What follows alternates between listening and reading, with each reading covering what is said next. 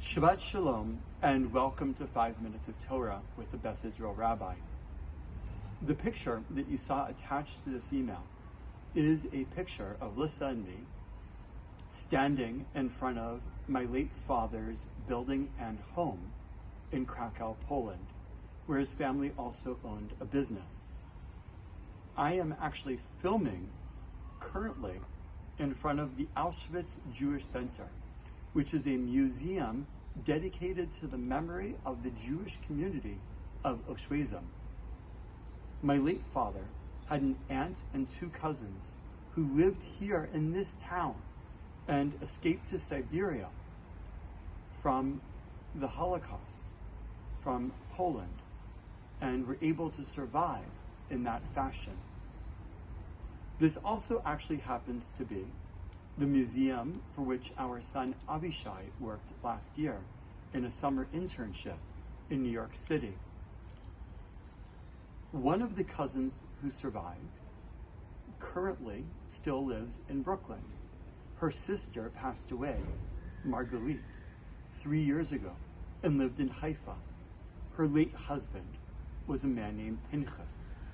This week's Torah portion is Parshat Pinchas. It's called Parshat Pinchas because in last week's Torah portion, it ended with a story of Pinchas bringing an end to a plague that had killed tens of thousands of Israelites through an act of zealotry by killing 2 individuals who were leading the Israelites in acts of idolatry. And by killing these 2 individuals, Pinchas was able to bring an end to the plague. In this week's Torah portion, we begin by the parsha telling us that Pinchas receives a brit shalom, a gift of a covenant of peace. An act of violence led to a gift of peace. And when I think of Pinchas, my late cousin's husband, he was a strong individual, a short and stocky guy, but extremely strong, who I'm sure was able to survive the Holocaust because of his strength and, quite frankly, because of his intelligence and luck.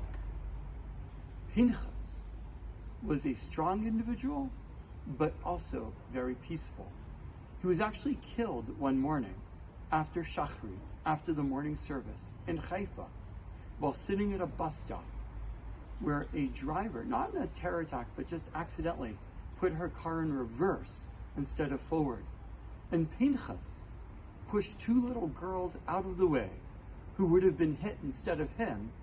And so he was hit and killed, but the girls were left unscratched. Whenever I think of the brit shalom, the pact of peace of Parshat Pinchas, I think of my cousin's husband, who truly brought Pinchas, who truly brought shalom, who brought peace into this world through his last act in this world. As I sit here today in front of the Auschwitz Jewish Museum, which is only a couple kilometers away from Auschwitz itself, the death camp and the concentration camp, I also remember my past, my present, and my future, and just how lucky I am to be in this world with shalom, with peace. Shabbat Shalom.